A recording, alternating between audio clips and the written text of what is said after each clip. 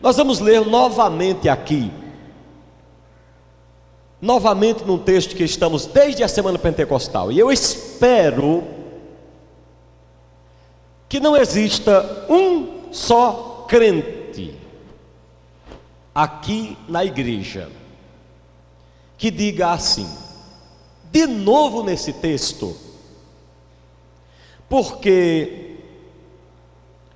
quando você diz de novo nesse texto, você está dizendo que, no mínimo, o pregador está dizendo as mesmas coisas toda semana.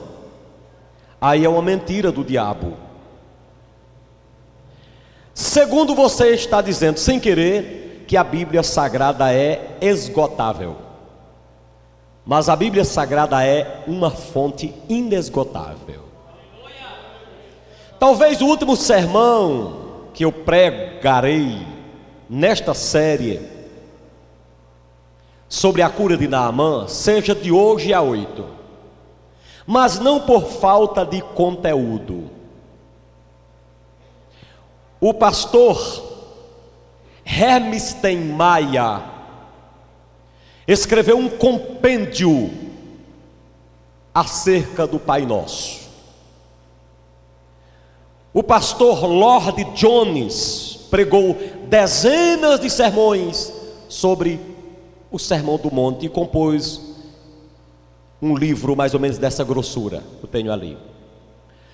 O grande pregador pentecostal já falecido, Orlando Boyer, conseguiu pregar pelo menos 16 sermões em João 3:16. Então, a menos que você não esteja prestando atenção aos conteúdos que se apresentam, você não tem o direito de dizer nesse texto de novo. E eu quero hoje ler com você a partir do verso 8.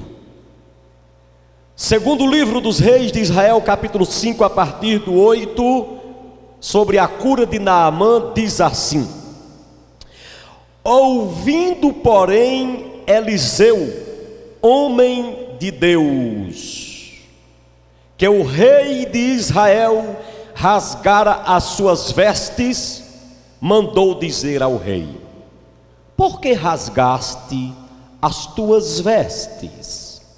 Deixa ouvir a mim, e saberá que há profeta em Israel. Veio, pois, Naamã com os seus cavalos e os seus carros, e parou à porta da casa de Eliseu. Então Eliseu lhe mandou um mensageiro, dizendo: vai, lava-te 7 vezes no Jordão, e a tua carne será restaurada e ficará limpo. Naamã, porém, muito se indignou e se foi, dizendo: pensava eu que ele sairia a ter comigo, por-se-ia de pé, invocaria o nome do Senhor, seu Deus, moveria a mão sobre o lugar da lepra e restauraria o leproso. Não são porventura Abana e Farfá, rios de Damasco, melhores do que todas as águas de Israel? Não poderia eu lavar-me neles e ficar limpo? E voltou-se e se foi indignado, ou com indignação. Então se chegaram a ele os seus oficiais e lhe disseram: meu pai, se te houvesse dito o profeta alguma coisa difícil, acaso não a farias? Quanto mais, já que apenas te disse: lava-te e ficarás limpo. Então desceu e mergulhou no Jordão 7 vezes, consoante a palavra do homem de Deus, e a sua carne se tornou como a carne de uma criança, e ficou limpo. Voltou ao homem de Deus, ele e toda a sua comitiva, veio, pôs-se diante dele e disse: eis que agora reconheço que em toda a terra não há Deus senão em Israel. Agora, porém, te peço que aceites um presente do teu servo. Ele, porém, disse: tão certo como vive o Senhor, em cuja presença estou, não o aceitarei. Instou com ele para que o aceitasse, mas ele recusou. Disse Naamã: se não queres, peço-te que ao teu servo seja dado levar uma carga de terra de 2 mulos, porque nunca mais oferecerás teu servo holocausto, nem sacrifício a outros deuses, senão ao Senhor. Nisto perdoe o Senhor a teu servo, quando o meu Senhor entra na... Perdão, irmãos, vamos pontuar direitinho. Nisto perdoe o Senhor a teu servo. Quando o meu Senhor entra na casa de Rimom para lhe adorar, ele se encosta na minha mão, e eu também me tenha de encurvar na casa de Rimom. Quando assim me prostrar na casa de Rimom, nisto perdoe o teu servo. E Eliseu lhe disse o quê? 3 palavrinhas e vocês dizem mais forte: Santo Deus de Israel, eu me rendo totalmente em tua presença, corpo, alma e espírito, com toda a força da minha vida. Eu me lanço inteiramente em tuas mãos.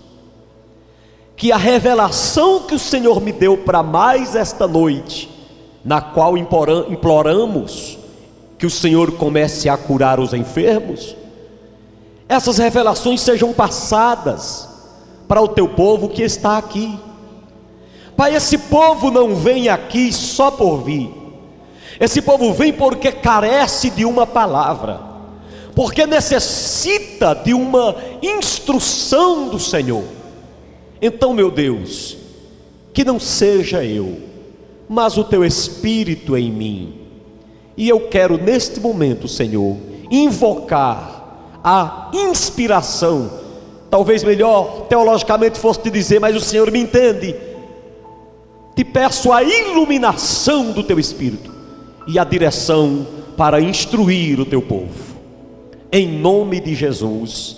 E todos que concordam fortemente dizem amém. Esse amém pode ser mais forte? Amém. Eu sou encantado com as Escrituras. Eu sou apaixonado pela Bíblia. Eu vou usar uma expressão, vocês vão entender. Eu sou doido pela Bíblia. Sou louco pelas Escrituras e pelo seu autor.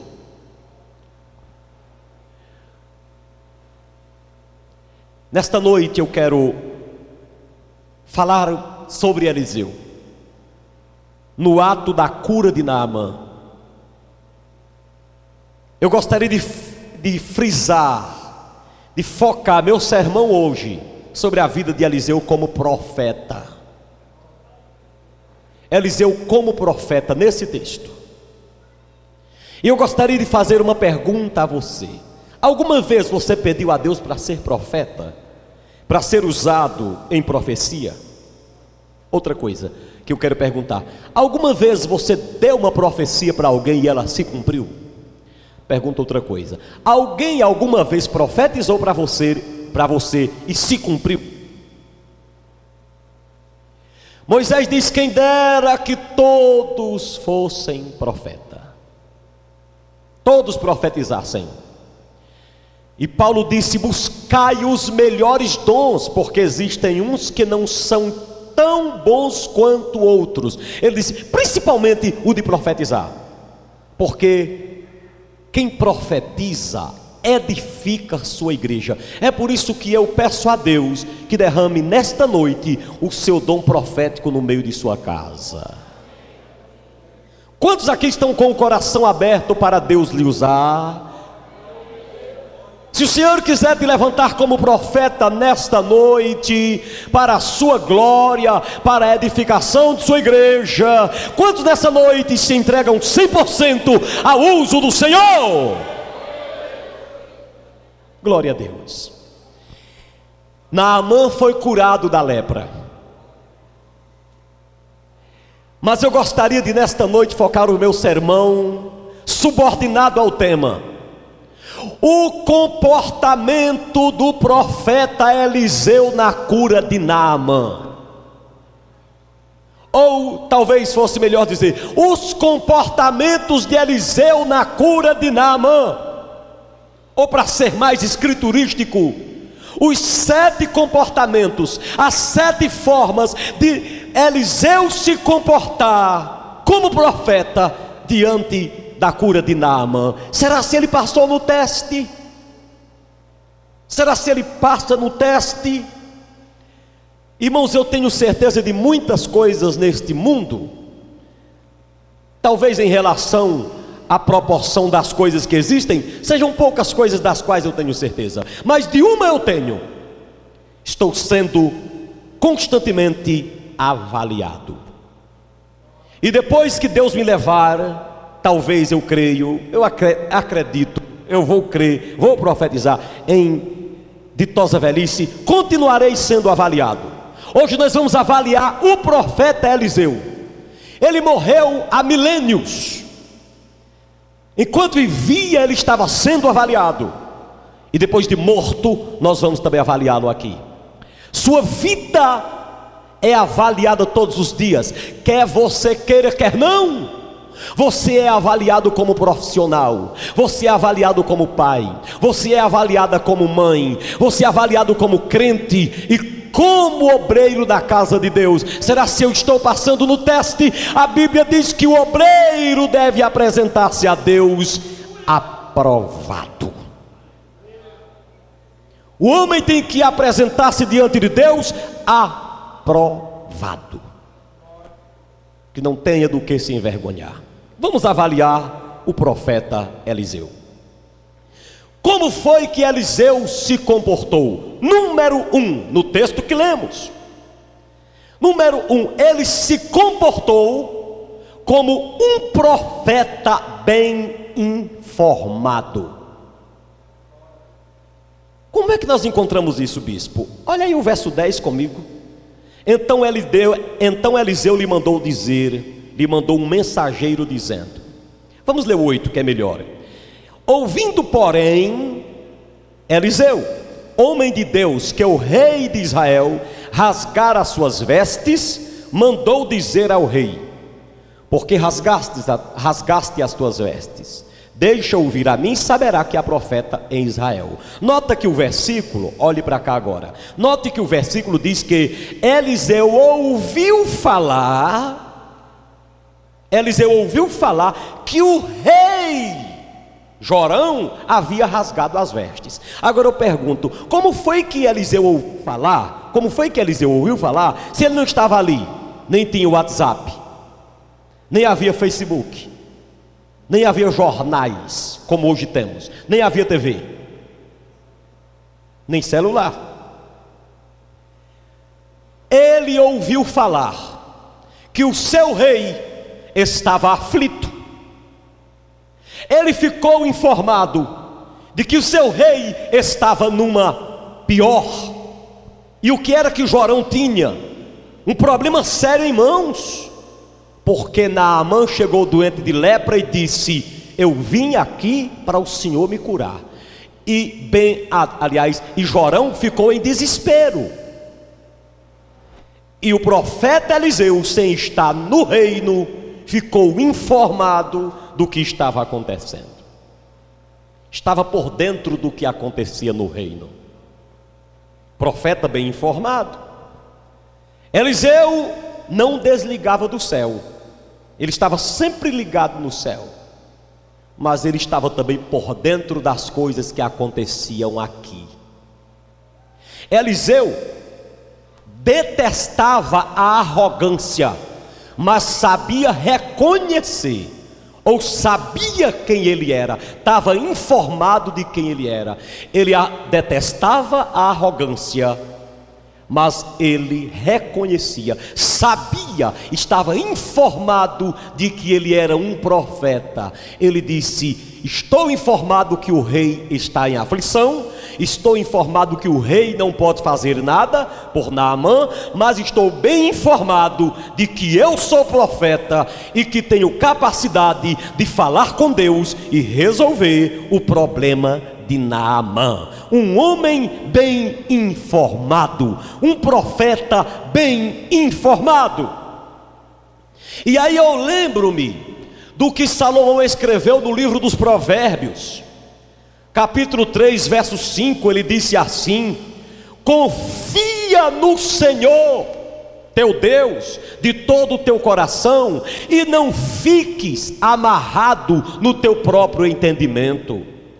O profeta não pode se amarrar no seu entendimento, não pode ter o entendimento amarrado.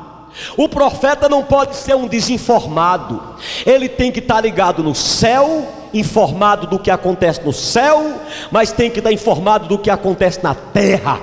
Ele tem que ser um homem conhecedor de Deus, mas ele tem que conhecer também o que acontece ao seu redor. Ele não pode se desligar deste mundo, porque o mundo que nos rodeia exige que os profetas sejam bem informados. Nós não podemos ser uns desinformados, para os homens olharem para nós e perguntar se aquele profeta tem capacidade de ser realmente profeta. O profeta Eliseu ligado estava no céu, mas não desligava dos acontecimentos aqui. Bendito seja o santo nome do Senhor. Profeta, se tu queres ser profeta, te ligas no céu, mas não te desliga da terra, porque há muita gente na terra que precisa que você seja um homem bem informado para passar-lhes as informações necessárias. Portanto, não desligue da terra, pelo amor de Deus, se informe do que diz as Escrituras. Queres tu ser profeta? Pois a Bíblia diz assim: procura te apresentar a Deus como obreiro aprovado, que não tenha do que se envergonhar e que maneja bem a palavra da verdade. Todo servo de Deus precisa manejar a palavra da verdade, precisa estar informado, tem que ser um profeta informado, senão ele entra em problemas difíceis. Aquele pregador estava no altar e dizia: Jesus Cristo ia com a multidão e Nicodemos na frente, e a multidão rodeava Jesus e Nicodemos na frente, mas Nicodemos era pequenininho. Nicodemos pelejava para ver Jesus e não via, porque ele era anão, ele era pequeno. Nicodemos pelejava para se aproximar de Jesus, mas a multidão estava na frente. Nicodemos não podia chegar perto de Jesus. O que é que ele fez? Subiu numa árvore. E quando ele subiu naquela árvore, Jesus olhou para Nicodemos, e Nicodemos lá em cima da árvore. Aí um pastor estava perto dele e disse: irmão, não era Nicodemos não, era Zaqueu. Aí ele disse, Jesus disse: desce, Nicodemos, que o lugar é de Zaqueu. Procure se informar, procure ler a palavra, procure ler bons livros, procure assistir alguma coisa na TV que tenha importância. Informe-se das coisas, pois o profeta tem que ser bem informado. Se você já entendeu essa parte, eu passo para a segunda parte, e renda para Jesus uma salva de palmas.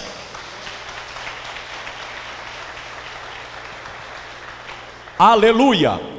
O segundo comportamento de Eliseu, eu poderia dizer assim, a segunda coisa, ele se comportou como um profeta colaborador do rei. Glória a Jesus. O texto que nós lemos no verso 9 vai dizer, versos 8 e 9, já lemos, que quando ele ouviu que o rei estava perturbado, o que é que ele fez? Ele colaborou com a paz interior do monarca. O que é que ele disse? Deixe esse problema comigo. O que foi que ele fez? Tirou o problema de dentro da casa do rei e colocou de frente de sua casa. Manda esse leproso vir a mim. Na hora que ele disse isso, o rei ficou em paz. Ele percebeu que o seu rei estava em angústia. Ele percebeu que o monarca estava angustiado, porque ele não podia curar Naamã. O que foi que ele disse? Saia o problema da casa do meu rei. e venha para a frente de minha casa. Ele comprou a briga, louvado seja Deus. Quantos cristãos estão aqui que já viram alguém em algum problema e você disse assim: eu compro a briga para mim, e você comprou e deu certo para você? Dá glória a Deus. Você comprou a briga para você. Você tirou das mãos daquela pessoa e disse: agora é comigo e o Senhor, e nós vamos contra Satanás, e você venceu. Diga glória a Deus quem já fez isso. E dá certo. Eliseu disse: eu compro a briga. Colaborou com a paz interior do rei. Eliseu era um cidadão do céu, irmãos, mas não se omitiu em sua cidadania da terra. Tem cristão que acha que deve estar sendo somente ligado ao céu.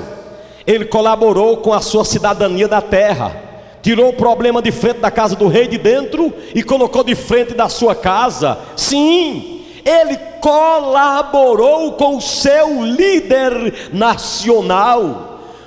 Ele colaborou com a paz daquele que estava à frente da política do seu país, Israel, o rei Jorão. E eu pergunto a você: nós temos feito o que para aliviar a carga daqueles que estão em eminência? Nós temos ligado para aqueles, ou orado por aqueles, ou cumprimentado aqueles que nós achamos serem grandes e maiores do que nós, e achamos que eles não necessitam de nós, só porque tem dinheiro e tem fama e tem posição? Se fosse assim, se eles não precisassem, muitos deles não se enforcariam, não atiravam no ouvido, não pulavam de cima de um viaduto. Aquele rei tinha dinheiro, tinha posição, mas sua alma estava angustiada, e havia um profeta que não tinha riqueza, mas podia colaborar com a saúde emocional do rei. Seja você usado por Deus para colaborar com as pessoas. Louvado seja o nome do Senhor. Paulo, sabe o que foi que Paulo falou? Paulo disse que tinha um homem chamado Tito, e ele disse assim: quanto a Tito, Tito é meu companheiro e colaborador. Olha, segundo aos Coríntios, ele falou, Tito, capítulo 8, verso 23, é meu companheiro e meu colaborador. E eu pergunto para você: você colabora? Você colabora com a paz de alguém, interior de alguém, ou você colabora com o pior das pessoas? Seja um colaborador, seja aquele que se levanta como Eliseu e diz assim: eu vou procurar quem procura de uma palavra minha. Ô meu irmão, imagina como aquele rei dormiu tranquilo naquele dia. Quem está me ouvindo, diga amém. Imagina como ele dormiu tranquilo naquele dia. Ele não foi igual aquele irmão que eu cheguei para dirigir o culto e estava com a dor de cabeça grande, e disse: irmão, tu está dirigindo esse culto e eu vou pregar, mas a dor de cabeça está tão grande em mim, pelo amor de Deus, ora por mim, irmão, que eu estou com a dor de cabeça. Ele disse: irmão, pois tenha cuidado, que aquele irmão que morava naquela esquina ontem começou com uma dor de cabeça assim, meio-dia, quando foi de tarde ele já tinha batido as botas, hein?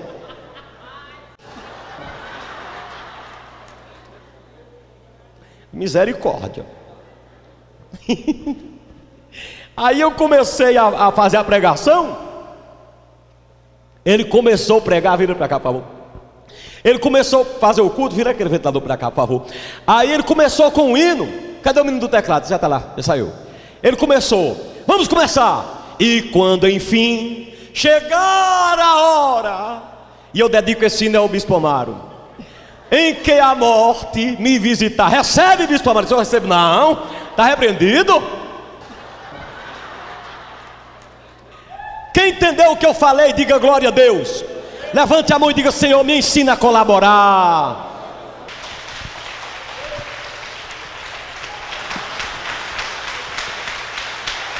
Aleluia! Ribadarabassurianabarras.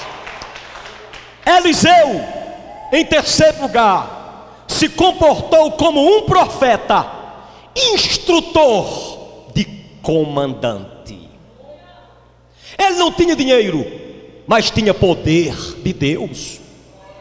Ele não era tão conhecido como aquele comandante Naamã, mas era conhecido no céu. Ele sabia, Eliseu sabia, que em matéria espiritual O mestre não era Naamã. Em matéria espiritual, o mestre era ele que estava ligado com o céu. No sentido militar, o mestre era Naamã, mas no sentido espiritual, o mestre era Eliseu. Por isso que ele se comportou como instrutor de comandante. Eliseu sabia que cada um de nós, por menor que sejamos, por mais inferior que achamos que somos, todos nós dominamos alguma área da vida. E nesta área todos nós podemos dizer: vai! O agricultor tem direito de dizer aos seus trabalhadores: vai! O comandante de polícia tem direito de dizer aos seus subordinados: vai!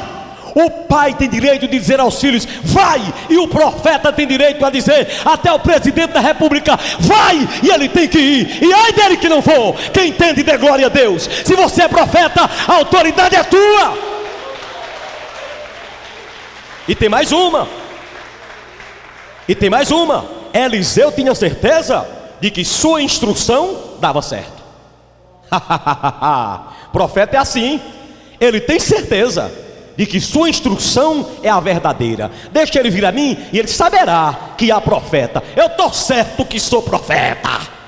Era isso que Eliseu estava dizendo. Eu tenho certeza que o que eu falar, Deus assina embaixo.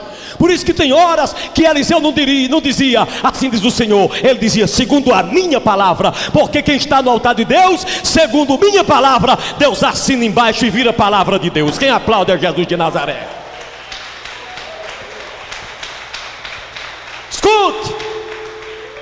Escuta bem. Eliseu, por que Eliseu disse aquilo? Quem olhasse para Eliseu, para os trajes de Eliseu, quem olhasse para a vida de Eliseu e olhasse para a vida de Naamã, poderia dizer o seguinte: mas Naamã tão grande e Eliseu aparentemente tão pequeno,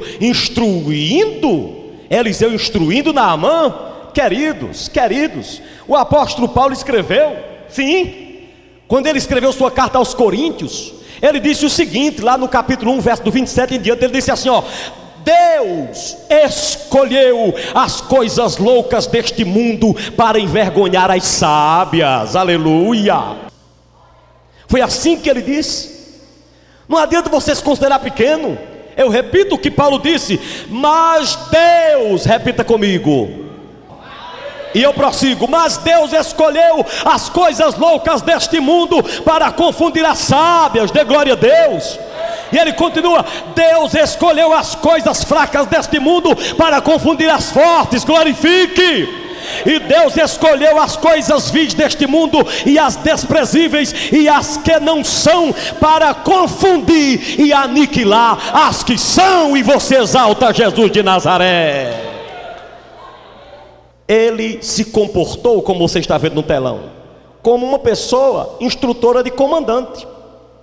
Olha, Naamã, lá no teu lugar quem manda é você.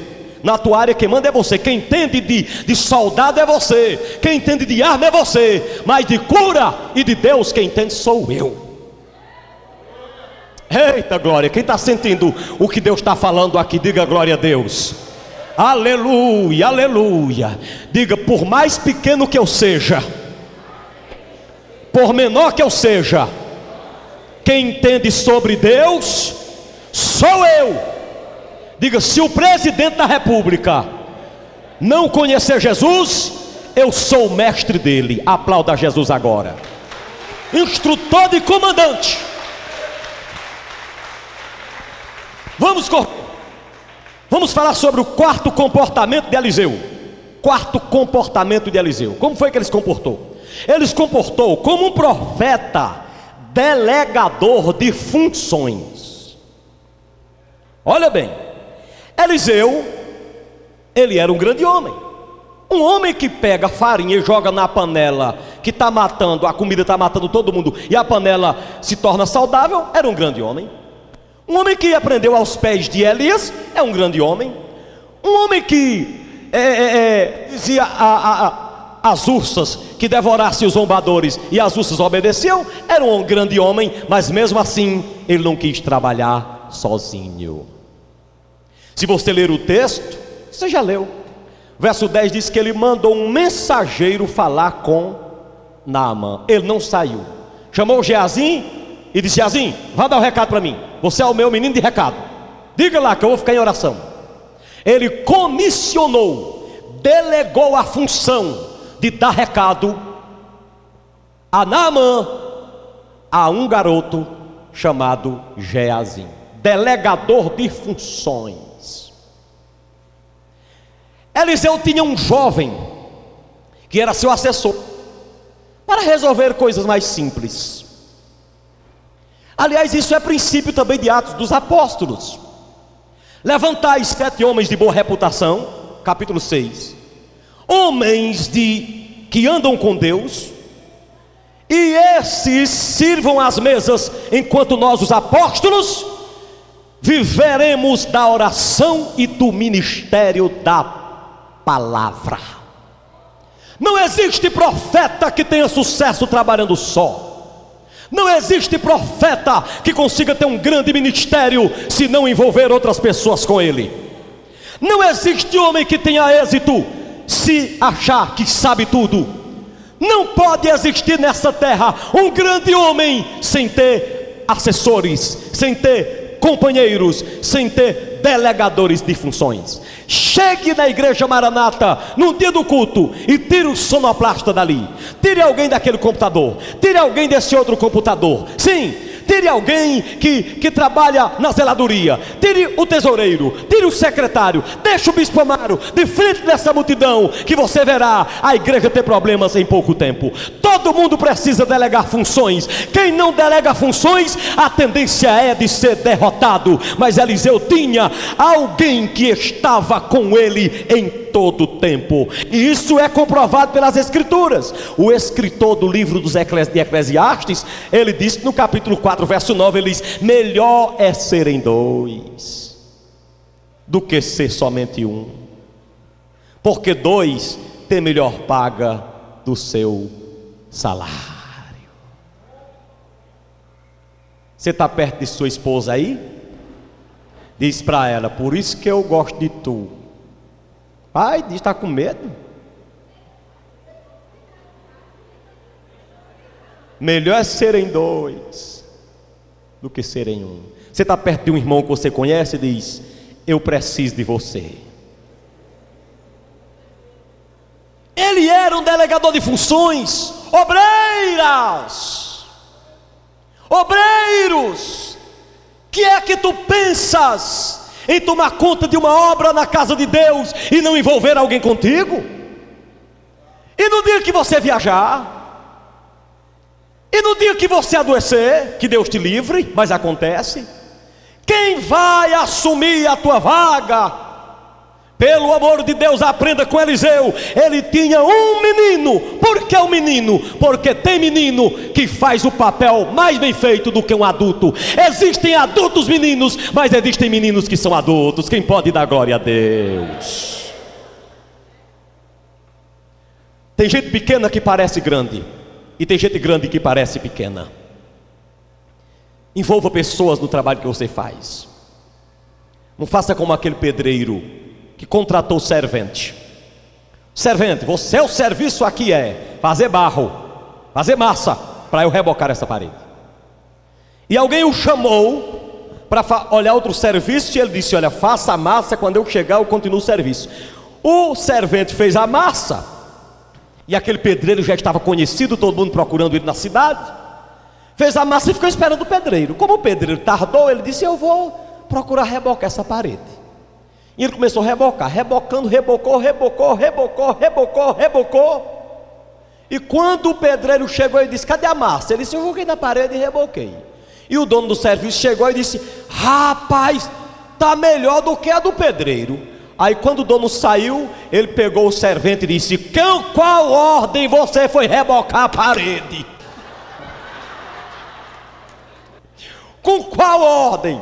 Eu não mandei você rebocar a parede. Deixa de ser intrometido, rapaz. Se meta na sua vida e deixa a minha de mão. Ele estava com medo de perder o serviço. Quem tem medo de perder sua vaga é porque não tem segurança no que faz. Quem tem medo de perder o lugar é porque não tem segurança de que Deus lhe chamou. Alguém me mandou dizer pelo WhatsApp semana passada, eu não sei quem foi porque foi no anonimato, estava lá dizendo um recado: Bispo Amaro, se cuide, porque tem um pastor querendo tomar a tua vaga. Eu disse: não se incomode com isso, que eu não estou incomodado, porque no dia que eu não servir, Deus me tire e bote outro que é razão dele, mas enquanto eu estiver servindo, ninguém ocupa a minha vaga, porque a capa de José só dava para ele, e a capa tua só dá para você. Pode glorificar a Jesus que hoje vem, é do céu. Quem pode sacudir a mão para o céu e dar glória a Jesus de Nazaré? Quem pode sacudir a mão para o céu e glorificar o nome de Jeová Nissi? Em quinto lugar, o profeta Eliseu se comportou como um profeta dotado de discernimento. Um profeta tem que ter discernimento por onde ele vai. Tem gente que suporta uma brincadeira, já tem outro que não suporta.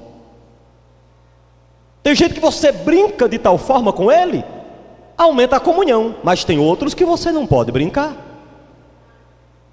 Tem lugares que você pode brincar, tem lugares que você não pode. Inclusive foi feita agora uma pesquisa por uma revista, eu acho que foi a Época, sobre o lugar menos indicado para se usar um celular, para se atender um celular, e foram dados vários lugares: hospitais, sala de aula, hora do casamento, recepção e tudo mais, igreja. Todos concordaram, apenas 1, alguma coisa por cento concorda de que o celular deve estar ligado dentro de uma igreja. Todo mundo deveria ter esse discernimento. Aqui, a menos que alguém tenha alguém doente no hospital, ou trabalhe numa funerária, ou em um lugar necessário, mas a menos disso, nosso celular, a menos que a Bíblia esteja no celular e você não use isso como pretexto para estar comunicando com alguém dentro da própria igreja, tenha discernimento. Aqui é lugar de atender telefonema do céu. Aqui é lugar de passar Facebook, mensagem do Facebook para o céu. Aqui é lugar de receber mensagens no WhatsApp de Jeová. Quem entendeu, glorifique a Jeová. Tenha discernimento espiritual. Eliseu tinha discernimento, ele era dotado de discernimento. Por exemplo, ele discerniu a hora de receber Naamã dentro de sua casa e a hora de não olhar para a cara dele. Quando Naamã chegou lá, Eliseu não olhou nem para a cara, mandou um mensageiro falar com ele. Mas quando Naamã voltou a segunda vez, ele o recebeu em sua casa. Discernimento espiritual. Como é que nós vemos isso? Ele discerniu que se ele tivesse visto Naamã na hora errada, estaria encarando um homem furioso, enraivecido, e ele poderia desmoralizar o profeta. E ele era discípulo de Elias, e discípulo de Elias não aguenta certas coisas. Ele sabia que Elias uma vez teve um embate muito grande porque foi desrespeitado por um rei de Israel. O rei de Israel adoeceu e disse assim: vá lá e diga a Elias que eu mandei dizer que ele descesse aqui agora, que eu mandei. Elias disse: se eu sou homem de Deus, vai descer fogo do céu e matar vocês. Na segunda vez: se eu sou homem de Deus, desce fogo do céu e mata vocês. Quem é você? Ele era discípulo de um cara que não gostava de desaforo. Portanto, se Eliseu recebe Naamã da primeira vez, ia receber um homem enraivecido, cheio de orgulho, e Eliseu não estava pronto para escutar aquilo. Ele achou melhor manter contato com o céu e mandar um mensageiro resolver a parada. Mas quando Naamã foi curado, Naamã voltou com toda a sua comitiva, aí Eliseu abriu a porta. Entra e senta aí, o que é que está acontecendo? O cara estava calmo, quem dá glória a Deus? Estava tão calmo que ele estava, e até crente.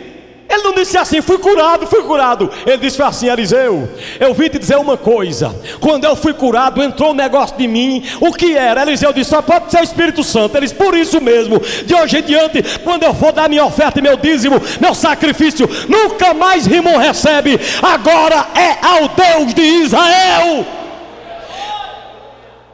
Eliseu discerniu a hora de recebê-lo e a hora de não recebê-lo. Deus te dará discernimento na hora de dar uma esmola e não dá a esmola.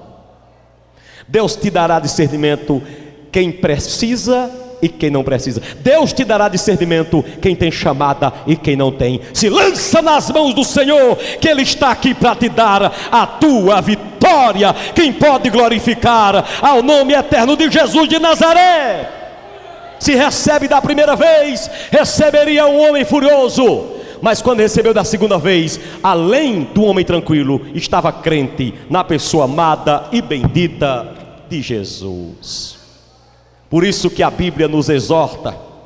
O salmista uma vez orou lá no Salmo 119, disse assim: Senhor, eu sou teu servo, dai-me inteligência para entender os teus testemunhos.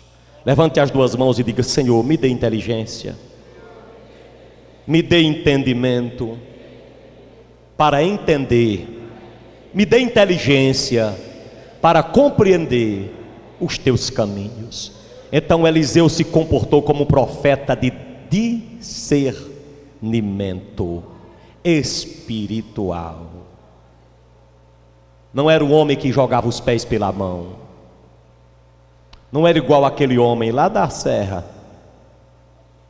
caçador, achava tatu, achava veado, melhor falando. Mas ele disse: eu só tenho um problema na minha vida, que eu nunca me encontrei com uma onça. Ah, se eu me encontrasse com uma onça. Cadê o discernimento desse cara? Ele sabia lá o que era uma onça? Mas um dia eu me encontro. Aí saiu a notícia que tinha uma exposta aqui em Brejo Santo, em algum lugar. Ele disse: vou lá, ainda vou pegar no rabo dela e segurar. Eu sou caçador e meu pai era caçador. Aí ele chegou e o povo, a onça na jaula, e o pessoal ao redor, e os instrutores: olha, não vai, não chega perto, não vai, toma cuidado. Ele disse: vou, peraí. Pegou um talinho de capim e foi catucar a onça. Cadê o entendimento? Cadê o discernimento? A onça é ágil. Ele colocou a mão os dois dedinhos aqui, ó, por dentro da grade, e catucou a cauda, o rabo da onça. Na hora que ele, nordestinamente falando, triscou, a onça fez assim com a pata, ó. Quando ele olhou, os dois dedinhos estavam só osso. Só osso. E ele disse: cadê a carne do meu dedo? A onça levou com só o cotoco de osso. Cadê o discernimento? Vai de novo, meu filho.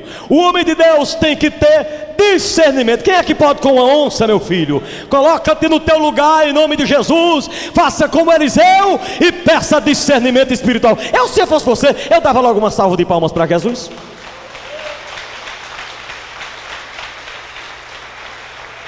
Eita glória! Tem mais duas coisas e não são nem 9 horas. Eu digo ou não digo?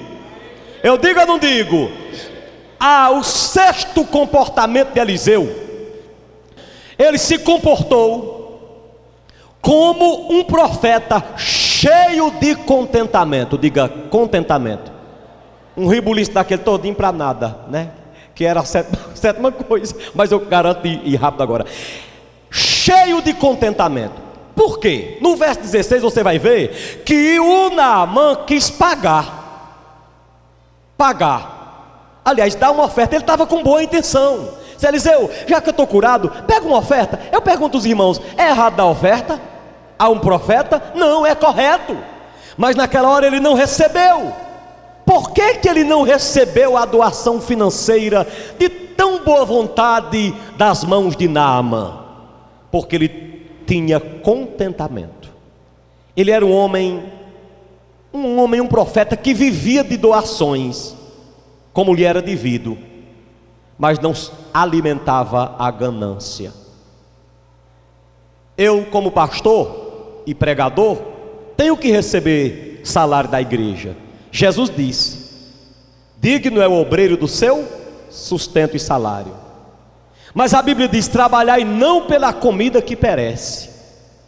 Eu não posso subir nesse altar pensando, vai dar muito dinheiro hoje e eu vou me beneficiar. Eu tenho que subir pensando em pregar a palavra de Jeová. O homem de Deus vive de doações, mas não pode alimentar a ganância. Aleluia. Eliseu vivia de doações, mas sabia que prosperidade é muito mais do que vida financeira. Prosperidade é muito mais do que dinheiro. Prosperidade é um contentamento aqui dentro. Quem não tem contentamento, você põe 10 salários nas mãos dele e ele ainda acha que não dá. Mas quem tem contentamento, ele fica com um e ainda diz: glorificado seja Deus. Como um cantor cantou e escreveu: quando sobra algum dinheiro, ele diz: Jesus é bom. Quando está faltando alguma coisa, ele diz: ele é fiel. Ele não confundia prosperidade financeira apenas com o dinheiro. Ele soube dizer: eu não quero o seu dinheiro, mesmo que você insista. Porque ele era um homem de um grande contentamento. Ele vivia de doações, mas não permitiu que a boa vontade de Naamã servisse como compra de bênçãos. Ninguém compra bênção. A bênção é pela graça de Deus. Aleluia. Ele não queria que Naamã, como novo convertido, entendesse que tinha comprado a sua vitória, comprado a sua bênção. Eu não quero seu dinheiro. E Naamã insistiu e ele disse: não quero. Lá na frente Paulo vai dizer a Timóteo, no capítulo 6, do 6 em diante, ele diz assim: de fato, grande fonte de lucro é a piedade com quem sabe? Contentamento. A piedade é fonte de lucro. A obra de Deus é fonte de lucro. Grande fonte de lucro é a piedade. E ele diz: repita a palavra, contentamento. É fonte de lucro, mas que tenha contentamento. Aí ele prossegue: porque nada temos trazido para este mundo, nem coisa alguma poderemos levar dele. Tendo porém o sustento e com que se vestir, eu esteja e você estejamos satisfeitos. Quem diz amém? Levante a mão e diga: Senhor, me dê contentamento. Aleluia. Não está dizendo que você não deva querer ter mais. Queira, mas contente-se com o que o Senhor lhe deu. Porque se você for contentado, ou se você for contente com o que Deus lhe der, saiba, as bênçãos de Deus vão te perseguir. Louvado seja Deus. Não seja ganancioso. Não abrace mais do que a sua mão possa abraçar. Não veja mais do que os seus olhos podem ver. Não dê um passo maior do que suas pernas. Seja contentado. Eu acredito que vale até um glória a Deus bem alto. Não seja como aquele cara que chegou também lá na serra e disse à dona da casa: estou com fome. A senhora tem almoço? Ela disse: não, aqui no almoço é 9, 10 horas da manhã, já é 1 da tarde, eu não tenho nada. Eu tenho ali 12 bananas, chifre de boi. O senhor quer comer? Aí lá vem aquelas bananas, chifre de boi que davam uma volta. Aí ele diz: traga por favor. A mulher vem com aquelas 12 bananas, eu não sei como é que se dá o nome realmente, mas aqui no Nordeste é rupemba. Rupemba, vocês sabem, né? As 12 bananas, quando chegou para ele, disse assim: dona fulana, a senhora não me leva a mal? Ele disse: não, o que é? Essas bananas não dá para matar minha fome. A senhora não ignora eu comer logo a casca. Eu como a casca, depois eu entro no miolo. E ela disse: rapaz, eu nunca vi gente comer casca de banana não, mas você disse que come, por certo, você é um tipo de gente diferente. Então, meta a cara e coma a casca. Ele comeu a casca das 12 bananas. Aí virou no miolo, só aguentou 2.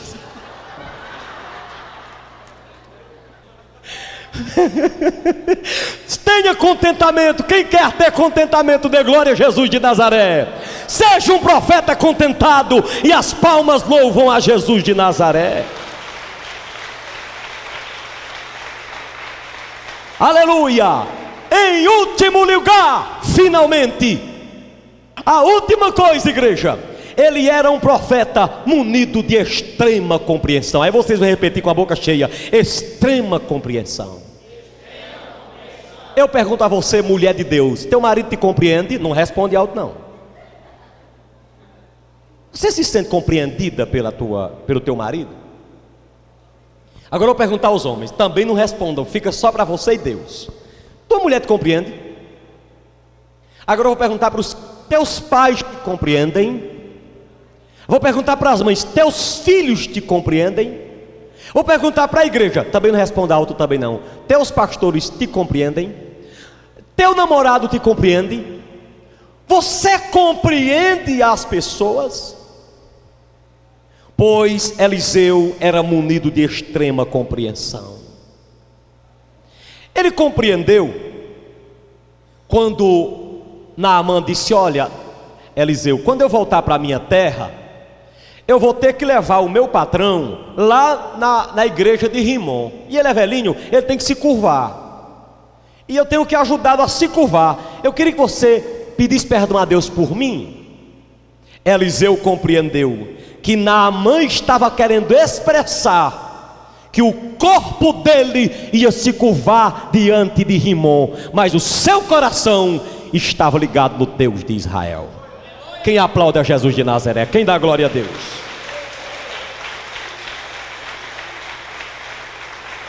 Eliseu compreendeu uma coisa que todo crente tem que compreender: cada ser humano vive num contexto diferente. Existem irmãos que nunca existiram irmãos em Israel que nunca precisaram se curvar diante de Rimon, porque não tinha um rei dizendo: você é obrigado, que eu sou seu patrão. E Eliseu compreendeu isso. Eliseu fez como hoje um profeta, se você compreenderia. Tem irmãos aqui que nunca vão precisar vender para ninguém 1 litro de aguardente, mas tem irmãos que trabalham no emprego que tem que transportar cachaça para cima e para baixo, porque é motorista. Eu tenho um irmão aqui na igreja que ele brigou num ônibus desse aí que faz linha para Juazeiro, porque os alunos chegaram e disseram: coloque aí Amado Batista para a gente ouvir. Eu? Aquele imundo? Não, eu sou crente. Senão, mais crente é você, nós somos católicos, a gente quer escutar. Vem morena, vem amar. Se eu não boto, está repreendido Satanás. Ele chegou aqui, eu disse: irmão, não, bote lá o que eles querem ouvir. Você não é dono do ônibus. Ele disse: mas sou motorista. Ele disse: mas você, eu disse: mas você não é dono do ônibus. Você bota o que eles quiserem ouvir, porque quem está pagando é eles. Sabe o que ele fez? Deixou o emprego e foi passar fome. Eu digo: bem feito. Passar fome. Temos que entender que cada um vive num contexto diferente, meu irmão. A minha história é a mesma história tua? Não. A minha vida é o mesmo contexto teu? Não. Cada indivíduo vive num contexto diferente. Cada indivíduo tem que ser compreendido, porque vive num contexto diferente. Isso é prerrogativa para você andar pecando e fazendo o que não deve. Não, mas tem gente na casa de Deus que enquanto Deus não der um outro emprego a ele precisa continuar naquela empresa que transporta cigarro, transporta aguardente. E se você quiser fazer o bem desse irmão, a esse irmão, não o critique, peça a Deus que lhe dê outro emprego, que Deus é poderoso para dar. Quem compreende, dê glória a Deus. Seja compreensivo. Ele entendeu que Naamã era um novo convertido, e não se pode sobrecarregar novos convertidos. A mim, que tenho 27 anos de crente, pode me sobrecarregar. Não faça isso, nem isso, nem isso, nem isso, nem isso, nem isso, nem isso. Mas ao novo convertido, você não pode exigir dele que mude as vestes no dia que ele se converte. Ao novo convertido, você não pode exigir dele nem que foi aí? Perdão. Nem que ele abandone todos os vícios na hora que se converte. É um processo. Aliás, eu quero te dizer, cuidado para você não atirar pedra em quem é viciado. Porque quem é viciado é doente, precisa ser tratado. É muito fácil você olhar para um viciado e dizer: tenha vergonha na cara e deixe de beber. Mas quem já tomou algum remédio controlado sabe, no dia que não toma, não dorme. Quem é viciado na cachaça, no dia que não bebe, se treme, sente falta de ar e taque cardíaco. Seja compreensivo, meu irmão. Se você é homem de Deus, compreenda. Eu quero orar por você que quer ter as características de um profeta. Fique de pé em nome do Senhor Jesus de Nazaré. Eu quero orar por você que está aqui nessa noite e que deseja ser profeta, que deseja ser o homem de Deus e a mulher de Deus que Deus quer que você seja, cheio de compreensão, cheio de discernimento, cheio de, meu Deus do céu, dotado de contentamento. Contente-se com aquilo que Deus te dá. Seja munido de compreensão. Olha, eu vou te dizer uma coisa aqui antes de você orar. Talvez seja cômico. Pode até baixar essa música um pouquinho. A coisa que eu mais me arrependo com minha família foi uma cena que eu fiz com Áquisa quando eu era pequena, 3, 4 anos. Eu não exerci naquela hora compreensão com ela. Ela fez um mal feito lá, eu fui repreendê-la. E eu falei uma vez, ela não atendeu, a segunda vez não atendeu, a terceira vez eu parti para cima dela e disse: eu vou te bater. Eu vou te bater. Ela olhou para mim e disse: eu vou te bater, você teimou. Mas eu não bati, mas fiz pior. Não a compreendi. Eu disse assim: Áquisa, eu já falei 3 vezes, você não me atendeu. Responda-me. Quem está falando contigo é um homem ou um saco de batatas? Você acha que uma criança com 2, 3 anos, 4 anos vai ter discernimento para saber o que é uma coisa e outra? Eu lembro dos olhos de Áquisa assim, querendo responder. Responda. Ela: é um homem ou um saco de batatas? Ela: vai responder: não, eu te bato. Ela disse: é um saco de batata.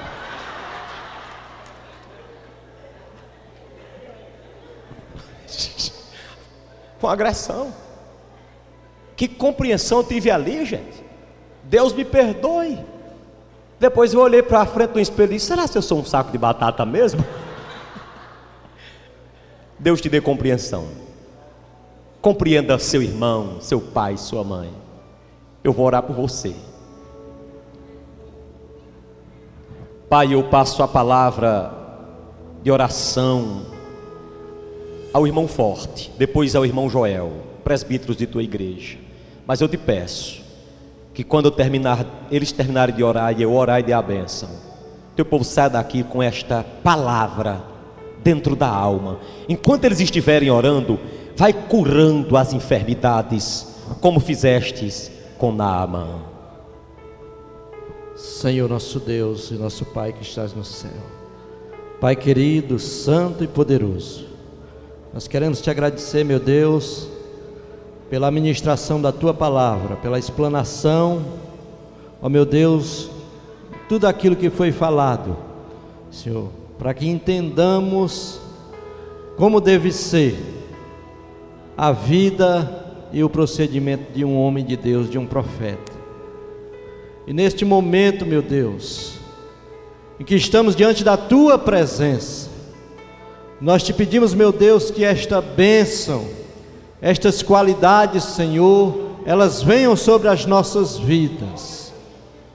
Que possamos, meu Deus, sobretudo, sermos mais compreensivos uns com os outros. Possamos, meu Deus, muitas vezes nos colocar no lugar daquela pessoa.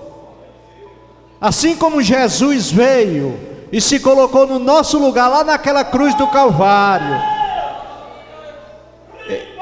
Ele se humanizou, para sentir na pele, meu Deus, aquilo que nós passamos nesta vida. Em tudo foi tentado, mas nunca pecou. Por isso é poderoso para socorrer aos que são tentados. Ele viu os seus amigos, meu Deus, muitas vezes passarem por dificuldades. Ele viu a sogra de Pedro ali enferma e teve compaixão. Ele viu o seu amigo Lázaro morto. E quantas pessoas próximas, e ele compreendeu. Tu que és compreensivo, ó Deus Todo-Poderoso, Tu sabe como está a vida dessa pessoa, Tu sabe como esta pessoa vem sofrendo, meu Deus, acometido por enfermidade crônica, que já faz anos, meu Deus, que esta pessoa está sofrendo.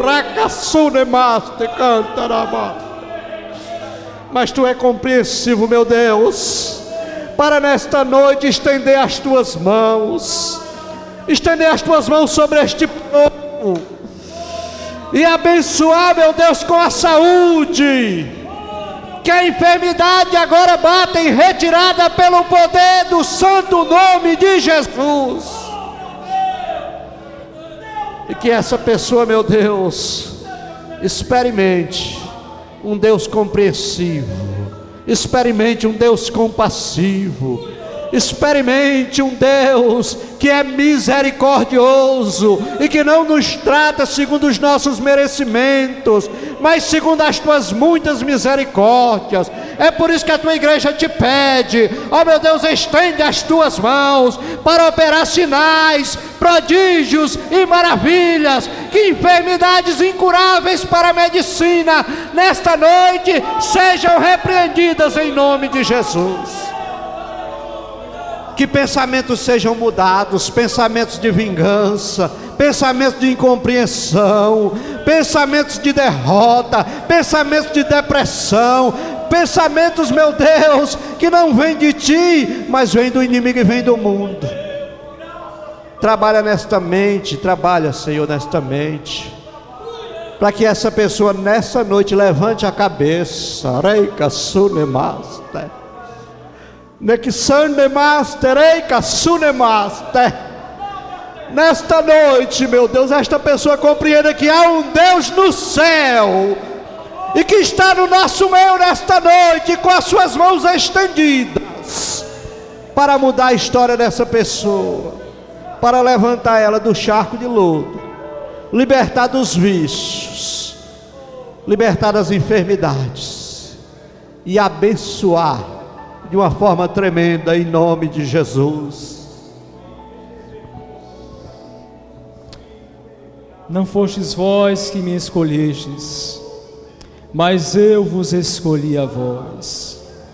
Senhor Jesus, obrigado, Senhor, por tudo que o Senhor tem operado, segundo a Tua infinita graça, Teu infinito amor, Senhor, porque Tu vieste, Senhor, porque nos compreendeu, que sem o Senhor, a nossa eternidade seria perdida, na escuridão, nas trevas, na morte, mas o Senhor nos amou incondicionalmente, e que nesta noite, Senhor, o Senhor venha sim, nos dá do Teu Espírito Santo, para que venhamos aprender a discernir a Tua vontade, a discernir os Teus propósitos, a discernir o que está acontecendo com os nossos irmãos, porque aquele que diz que ama ao Senhor e não ama o seu irmão é mentiroso, porque aquele que ama o Senhor, que não vê,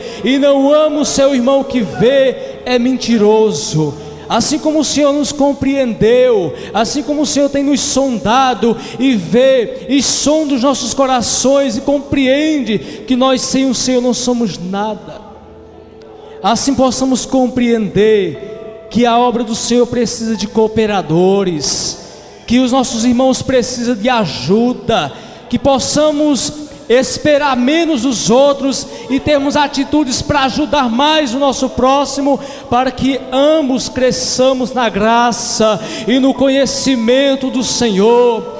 Espírito Santo, que o Senhor comece a fluir neste momento, que o Senhor comece a tocar e a nos envolver no amor que vem do trono da graça, e que esse amor nos restaure a nossa comunhão, restaure a nossa compaixão, restaure o primeiro amor, para que possamos, Senhor, cumprir os teus desejos, que possamos renunciar aos nossos próprios desejos, para que os teus venham ser ativados, venham se cumprir, venham ser estabelecidos no nome do Senhor Jesus.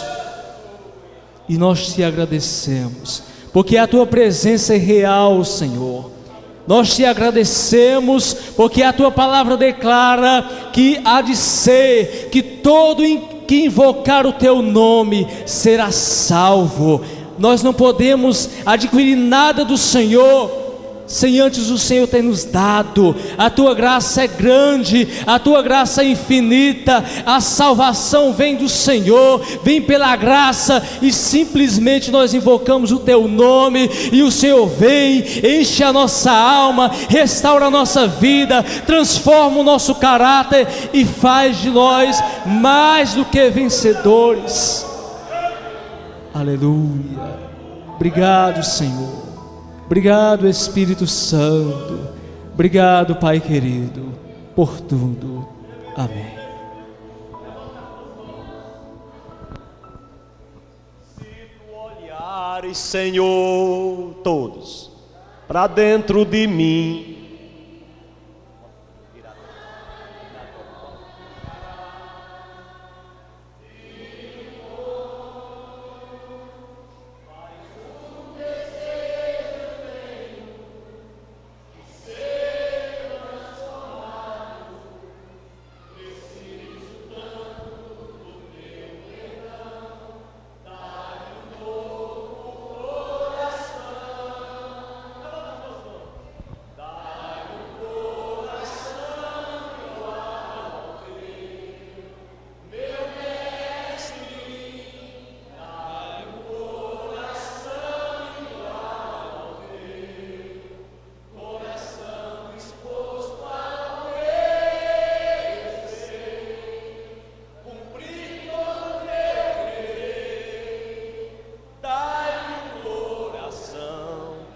igual ao teu. Pode aplaudir a Jesus.